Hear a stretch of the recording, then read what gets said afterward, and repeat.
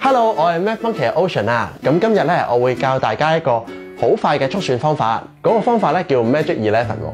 咁呢個 Magic 11咧，只係用5秒鐘就計到23乘11呢類型嘅題目噶啦。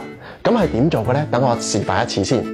首先咧，我哋將23個十位咧就拉落去答案嗰個8位嗰度，然後咧再將佢嘅個位咧，即係個3咧就拉落去佢個位嗰度。之後咧，只要將兩個位加埋去，等於5，就擺喺10位。我就用5秒鐘就已經計咗253呢個答案出嚟啦。唔知你又可唔可以試下咧？等我俾另一條題目你用5秒鐘試下做一次啊！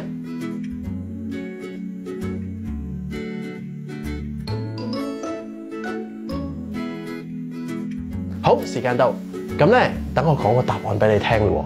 首先咧，我會將72個7同埋2咧分別擺喺8位啦，同埋個位。然後7加2等於9咧，我就擺喺10位喎。咁所以答案咧就係792啦。唔知你做唔做到咧？如果做到嘅話咧，不妨用傳統嘅方法再做多一次，睇下咧你用傳統方法同埋 Magic 11有啲咩分別喎？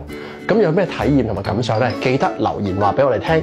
仲有咧要 like 我哋 Facebook 專頁同埋 subscribe 我哋 YouTube channel， 因為嚟緊咧我哋將會有更加多、更有趣同埋更加實用嘅速算方法咧介紹俾大家聽嘅。咁我哋下次再見啦，拜拜。